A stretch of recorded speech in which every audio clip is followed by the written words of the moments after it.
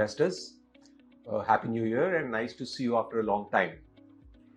At the end of every month, we get this number called the domestic flows. That means the flows into domestic mutual funds. And every month it surprises us positively. We feel good about it.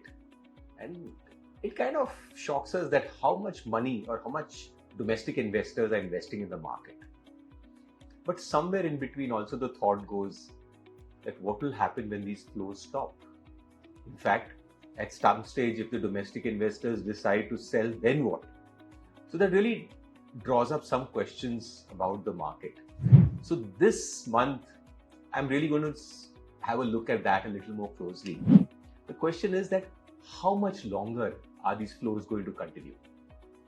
So what you see on your screen right now is the total domestic flows in Indian markets. Mind you, these are mutual fund flows. So we have good data from 2007. So we've taken 2007. And you will see for the 9 years from 2007 till 2015, DII flows or flows into domestic mutual funds were sometimes positive, sometimes negative. You'll clearly see that 7, 8, 9 were positive flows, then 10 was negative. 11 was positive, 12, 13, 14 was negative, and then 15 was positive. So net, extremely erratic. And the more interesting part is that if you look at the next column, which is cumulative flows, which means you add the year, the next year, and so on. It's a summation of it. You'll find that by the year 2015, for the 9 years, the total domestic flows into India was only 19,000 crores, almost negligible. So to say that in those 9 years, the total domestic flows was negligible. And that really tells you the story of Indian markets and the love the domestic investors had then. They were happy, sad, kabhi khushi, kabhi gum. And if you go to the next column, which is the index return, which is more important for us, you'll find interestingly that some of the biggest negative years were the years when domestics were buying. Look at 2008, of course, financial market crisis. 2011, positive domestic flows, but market negative. 2015, positive domestic flows, but market negative. So what this really tells you is that the domestic investors had no grip on our markets. In fact, in no way were they influencing the market returns. In fact, if you look at FI data, I don't want to complicate it you with more numbers, but you'll realize that the markets moved in tune with FI flows. Domestic investors were non-existent, unimportant for the markets, whether it's in terms of flows or whether they are in terms of direction of market. But then something changed in 2016. And from 2016 to 2024, which interestingly is another 9-year phase, symmetrical time frame, you'll find that we've had positive flows for all 9 years except 2020, which was an aberration due to COVID. It's a small number. And the more interesting part is that these consistent domestic flows have in fact been going up year to year. And that is visible in the cumulative DII flows. That for the 9 years from 2016 to 2024, the total cumulative domestic flows were near 13 lakh crores. Same 9 years. In the prior top, you'll find there was negligible. So you can understand that how after 2016, there's been such a dramatic shift in domestic flows. Not only are the numbers large, they are consistent. And more interestingly is the impact they're having in the market. For the last 9 years, Indian equity markets on a calendar year have never been negative. So clearly the ball has changed court. It is in the court of domestic institutional investors. And that is why trying to figure out that how much longer will these domestic flows continue to come is very important. Not only is it a question of the flows coming positive, it is the impact that they are having in the market. So right now, you can clearly see from the graph that it is the domestic investors calling the shot. In the last 9 years, we've had many years of negative FII flows, but markets remain positive. 2024 was a case in point, large FII selling. At the end of the day, it was domestic investors which pulled their might and the markets close positive. So that's why it's, as I said, very, very important to sense a direction. How much longer can these flows continue? Because that is going to have a direct impact on the market and for us as investors. So when you look at what changed in 2015-16, there are multiple factors. And, these are very well listed. You have demonetization, you had digitization of the financial system. You will have that most of the traditional asset classes underperform, like fixed deposits and real estate, and an SIP culture. What came first, what influenced more, that is all overlapping. But the more important part is that all these changes were structural in nature.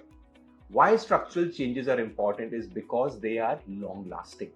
And the impact can be felt not just for years, but for decades. So the shift that has happened, or the factors that caused that shift, was structural in nature. It's not a one-off, 1 year, 2 year kind of, some carrot thrown and the market bites to it. No, these were structural shifts.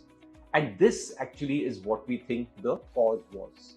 In fact, if you look at the next chart, you'll realize that for the last 46 months, month on month, here earlier I showed you the yearly chart, we've never had a negative domestic flow. So that really shows you that almost for about 4 years, just under 4 years, every month the domestic flows have been positive. In fact, they have been going up.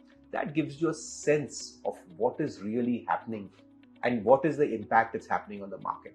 You can thank the SIP culture for this, but let's look ahead. So we decided to see that, hey, how can we figure out that how large can it be? What does global history teach us? What has happened in global markets? When countries have gone through this transition, what has happened? So we looked at some ratio. It's called the AUM to GDP ratio. It's a very popular ratio, but it's a very reliable ratio. What this really does is that it tells you, we know the GDP numbers that's come out of the government, so it's very credible. We know the AUM numbers, which comes from AMFI, another very credible number. It is just a division. So it tells you that what percentage of the GDP are the AUM flows in the market.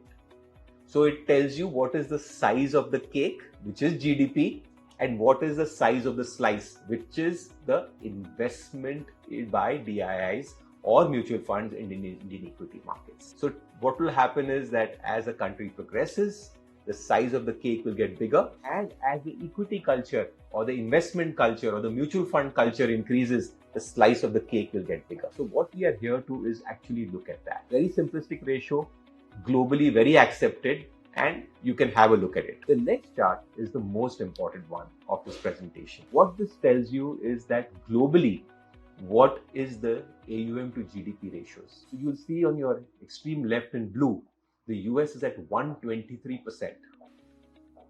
No wonder it has 65% of global market cap. It is the big elephant in the room.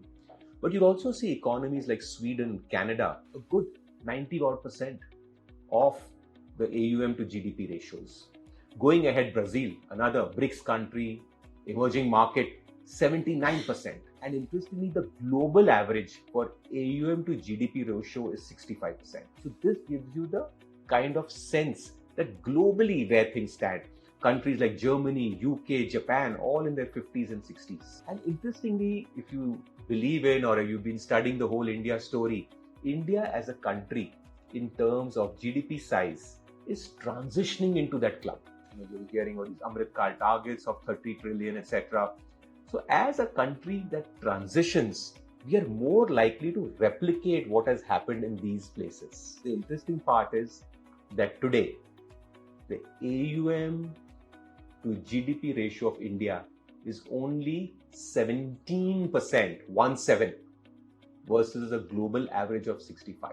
And this is where the big opportunity lies. India has a long journey ahead of us, because just as I said, that from 17% of AUM to GDP, even if we move to a global average of 65%, you realize that the allocation to equities has to go up tremendously. Two things will happen. As I said, the GDP of this country will increase, so the size of the cake will become bigger. And as the 17% slice of the cake goes to 65%, which is the global average, you can imagine what amount of flows can come in this market. I'm not trying to predict next month. Please, I'm not trying to say that we will never have negative flows, DIs will not have outflows. It will happen. But what I'm trying to give you a sense is that the direction and size of opportunity is massive.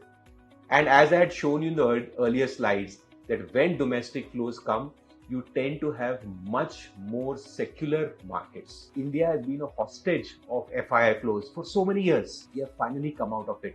And that is the benefit we are seeing in the way prices are moving. Corrections will come, negative flows will come, but this is there to give you a larger direction, the larger picture that there is going to play out. Remember, global average, 65% AUM to GDP, India at 17%. If you want to read up, there are some very good reports by Motilal Oswal and Nomura. A lot of work has been done in this area. You can definitely put some numbers to this from their reports. Moving ahead, what you will notice is that how these numbers increase. So on this chart in the blue, you will see the US.